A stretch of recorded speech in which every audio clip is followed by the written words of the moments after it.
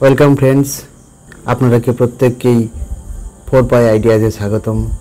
আমার আজকের আলোচ্য বিষয় কৃত্রিম বুদ্ধিমত্তা এবং আমাদের ভবিষ্যৎ ও নো প্রাইভেসি। কৃত্রিম বুদ্ধিমত্তা বা আর্টিফিশিয়াল ইন্টেলিজেন্স বর্তমান দিনে ব্যাপকভাবে ব্যবহৃত একটা টুল। আর যে কোনো টুলের ব্যবহারের কিছু সুবিধাও আছে, কিছু অসুবিধাও রয়েছে। অনেকেই বলে থাকে কৃত্রিম বুদ্ধিমত্তার ফলে আমাদের ভবিষ্যৎ ধ্বংসের মুখে পড়বে, মানুষ কর্মহীন হয়ে পড়বে ইত্যাদি ইত্যাদি।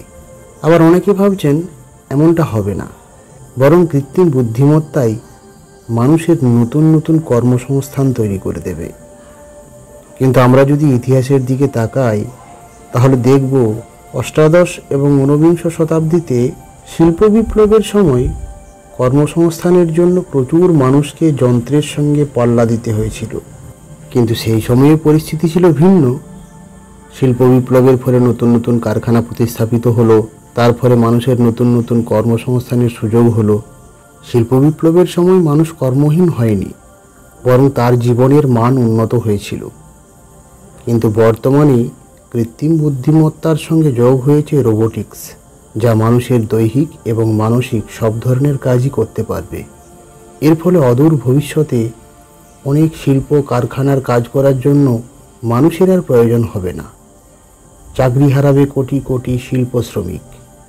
শুধু তাই নয়, এর ফলে চিকিৎসক, প্রকৌশলী সহ বিভিন্ন দক্ষ পেশার মানুষও কাজ হারাবেন। বর্তমান দিনে তো কৃত্রিম বুদ্ধিমত্তার সাহায্যে আমাদের আই সার্জারি হচ্ছে, ডায়াবেটিস, কোলেস্ট্রল সমস্ত কিছুই টেস্ট করে ফেলছে, সেটা আপনার কেবলমাত্র ভয়েস রেকর্ডিংয়ের মাধ্যমে। এটা একদিক থেকে যেমন একটা ভালো জিনিস, তেমনি অনেকে মনে করছেন আর মাত্র 2 দশকের মধ্যেই পৃথিবীর 2 বিলিয়ন মানুষ কর্মক্ষেত্রে অপ্রয়োজনীয় হয়ে পড়বেন। ভয়াবহ বেকারত্ব বৃদ্ধি পাবে সারা পৃথিবীতে। তখন সামাজিক এবং রাজনৈতিক পরিমণ্ডলে এর মারাত্মক প্রভাব পড়াটাই স্বাভাবিক। প্রয়াত বিশিষ্ট পদার্থবিদ স্টিফেন হকিং অবশ্য কৃত্রিম বুদ্ধিমত্তা নিয়ে আরও একটি মারাত্মক বিপদের কথা বলছেন। তার মতে কৃত্রিম বুদ্ধিমত্তা একসময় এমন একটি পর্যায়ে পৌঁছে যাবে তখন এটি মানুষের নিয়ন্ত্রণের বাইরে চলে যাবে। এটি আগামী শতাব্দীর মধ্যেই ঘটতে পারে। একে বলে টেকনোলজিক্যাল সিঙ্গুলারিটি। কৃত্রিম বুদ্ধিমত্তা তখন নিজে নিজেই আরও উন্নত কৃত্রিম বুদ্ধিমত্তার সৃষ্টি করবে। এটি হবে মানব সভ্যতার অস্তিত্বের জন্য সরাসরি হুমকি। অতএব সাবধান। প্রফেসর হকিং বলে গেছেন, ভবিষ্যতে বিভিন্ন কারণে মানব সভ্যতার অস্তিত্ব হুমকির সম্মুখীন হতে পারে। আর তার মধ্যে একটি হলো এই কৃত্রিম বুদ্ধিমত্তার অনিয়ন্ত্রিত বিস্তার এবং ব্যবহার।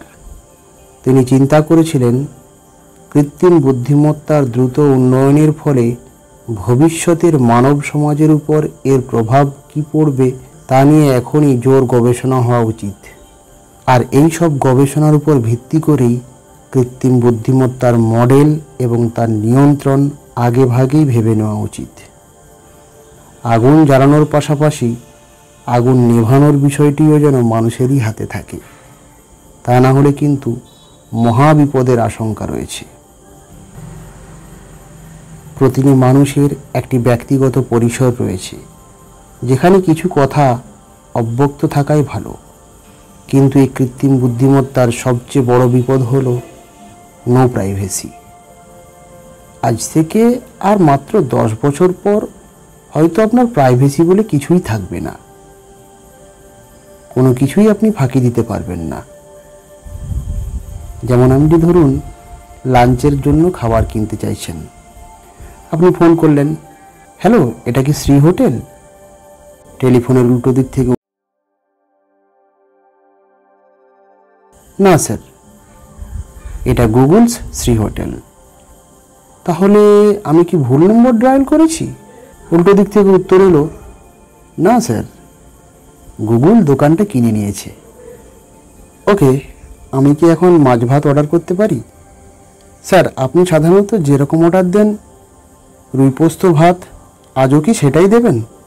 আপনার মনে হলো আশ্চর্য বিষয়, আমি সাধারণত যে অর্ডারটা দিয়ে থাকি সেটা আপনি জানলেন কি করে?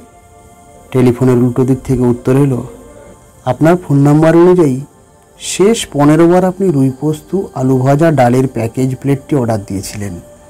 এবার আপনি উত্তর দিলেন, আমি এবারও ওটাই চাই।